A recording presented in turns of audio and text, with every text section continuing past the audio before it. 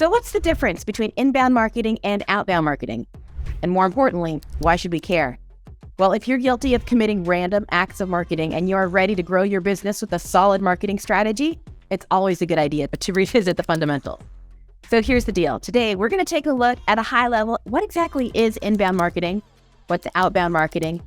And most importantly, how do you use those two together in harmony to create a winning marketing strategy? First and foremost, inbound marketing. Oftentimes, this is called pull marketing or perhaps attraction marketing. That's because you are attracting the attention of your viewer into your business or brand. Some great examples of attraction marketing would be producing high-quality blog content, producing social media content that draws your customers' attention to you, as well as having a very sound presence, for example, in podcasts or other multimedia channels where people can find you when they're actively looking for information that you have to share. Remember, inbound marketing means that attention is coming inbound. It's being pulled to your business or brand. The next thing we're going to take a look at is outbound marketing. Now, outbound marketing, as the name suggests, means that you're pushing the message out. Now, how is that different? Because obviously when you publish inbound marketing, you're putting information out there. The difference is intent. With outbound marketing, you're actively going out to attract the attention of your audience, and you're interrupting your audience from whatever they were doing. In a very basic example, think of a door-to-door salesman.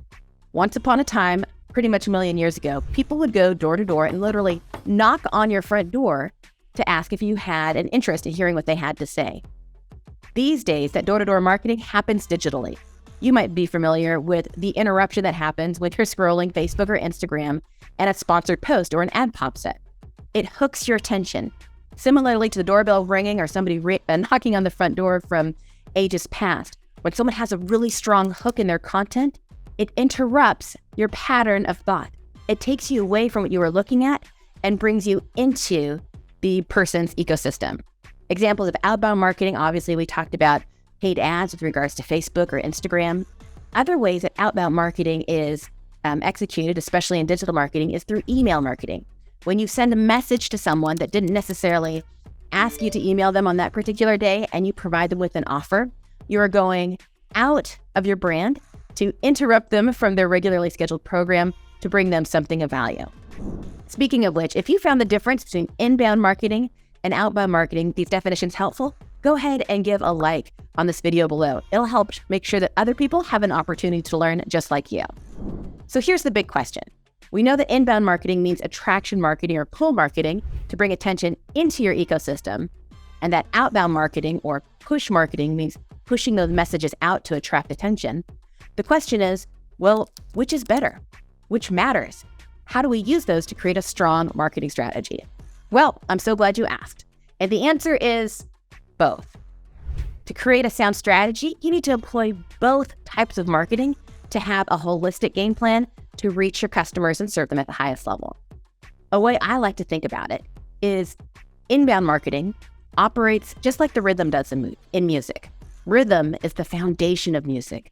Similarly, your inbound marketing efforts, the standard blogs that you're producing or your podcasts, should be that heartbeat, that cadence of your brand, that people can consistently find quality content when they are looking for you. You want to have that inbound marketing going as a part of your evergreen strategy, and it's something that should be planned out at minimum a quarter in advance, and ideally having a game plan going into every season. Now, layered on top of those inbound efforts would be your outbound marketing efforts. You may have heard the term a campaign calendar. Perhaps you're someone that has a business where there is seasonal application. You have that busy season and you have a not so busy season. Well, your outbound marketing efforts, that strategy that you have in place, would be layered on top of your evergreen standard inbound content so that they can be very, very specific given that season. For example, if you're someone who sells Christmas ornaments, chances are you're not very busy in April. However, your outbound marketing efforts, those really ramp up as we get ready for the holidays. Someone that sells Christmas ornaments is still going to have a solid year-round strategy with their inbound content, producing high-quality blogs or podcasts, making sure they're taking really good care of their audience and whatever nurture sequence they have set up. But when it comes time to sell, when it comes time to ask for that engagement and additional conversion because, well, it's getting into that busy time, that's when the outbound campaigns start. Think of it as a targeted message to specifically induce an action. So when you take a look at the difference between inbound and outbound marketing, remember this. Inbound marketing is pulling attention from your audience to you, and outbound marketing is pushing that message out to your audience to hook them into engaging with you. If you found this to be helpful, I've got a great resource for you at chaoskiller.com/30 million. It's a quick explanation of how I use both inbound and outbound marketing to help a client generate $30 million in just 30 minutes with one presentation. So go ahead and click the link for that download, and I hope to see you in the next video. Have a good one.